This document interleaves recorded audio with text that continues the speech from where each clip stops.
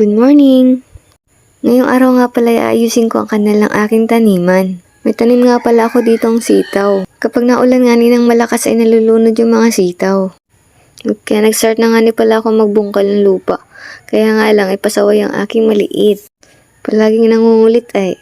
Pagod din ba yung magbungkal ng lupa? Pero ayos lang, kasi exercise din naman ito. At nang natapos ko na nga bungkalin ay mag-start na nga sana ako magpala.